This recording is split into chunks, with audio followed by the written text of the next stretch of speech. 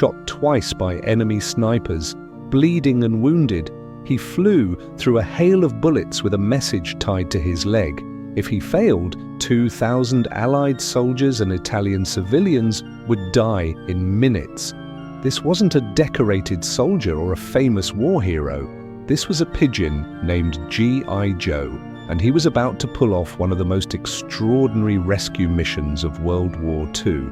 Today, we uncover the forgotten story of the 20-minute flight that changed history. October 18, 1943. The Italian town of Calvi Vecchia, 20 miles north of Naples. A critical strategic position controlling access to the Volturno River Valley. The plan was precise. American bombers would soften German defenses at exactly 0900 hours. Then the British 56th Infantry Division would capture the town. But in the fog of war, plans change, and communication fails.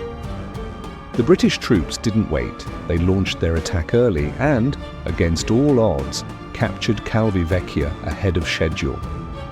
But as dawn broke on October 18th, they realized their victory might become a death sentence. The American bombers were still coming. Radio silence. Electronic communications had failed completely. In less than an hour, American bombers would reduce the town to rubble, not knowing their allies and innocent civilians were now below. 2,000 lives hung in the balance. At 7:40 a.m., with just 20 minutes before the bombers would reach their final approach, the British commanders had one last desperate option. They had to bring in I.Joe, a 2-year-old blue checker cock pigeon from the United States Army Pigeon Service, deployed with the 56th Infantry. Pigeons had been used as military messengers since ancient times, but what was about to be asked of Joe was unprecedented. During World War II, more than 54,000 pigeons served in the US Army Signal Corps alone.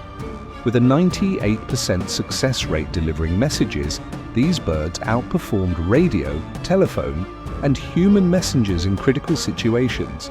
But none would be tested like I.Joe. The message was simple, but the stakes couldn't be higher. I.Joe would need to fly 20 miles in less than 20 minutes, a near impossible task. The average pigeon flies at 30 to 40 miles per hour. Joe would need to push beyond his physical limits. At 7:42 a.m., I.Joe took to the skies with his precious cargo.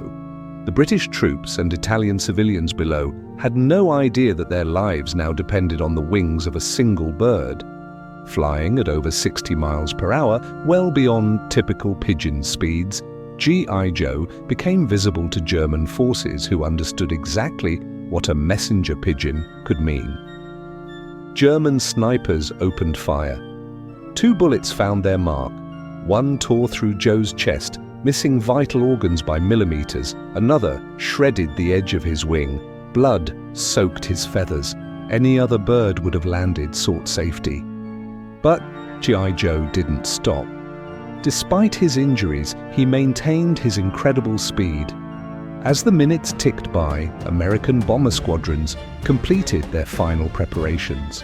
The B-25 Mitchell bombers, each carrying 3,000 pounds of explosives, began forming up. In Calvi Vecchia, British troops consolidated their positions, unaware of what was coming. For the American pilots, this was just another mission. Their orders were clear. Calvi Vecchia was enemy territory. They had no way of knowing their allies were now on the ground. Their bombs would fall in exactly 8 minutes. At 7:58 a.m., after flying 20 miles in just 16 minutes, a speed almost unheard of for a carrier pigeon, I.Joe arrived at the American headquarters. He had pushed himself beyond normal pigeon capabilities, flying at over 60 miles per hour. The headquarters staff were shocked at the bird's condition. Blood soaked the message, but the words were clear. British troops had taken Calvi Vecchia. The bombing would kill their own allies and innocent civilians. The air raid was cancelled with just minutes to spare. The bombers, already on their final approach, received the abort code and banked away. Had G.I.Joe arrived just 5 minutes later, it would have been too late to recall the bombers. In Calvi Vecchia, most British soldiers and Italian civilians never realized how close they came to disaster.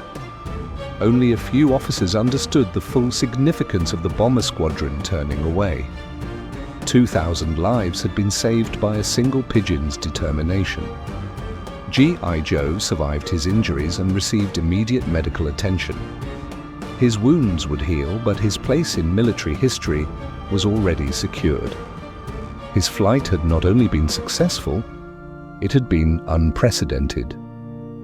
On August 18, 1946, in a ceremony at the Tower of London, G.I.Joe was awarded the Dickin Medal, the animal equivalent of the Victoria Cross, Britain's highest military honour. The citation read, "For the fastest flight ever recorded by a carrier pigeon while delivering a message that prevented the bombing of the village of Calvi Vecchia and the deaths of at least 1,000 of our allies."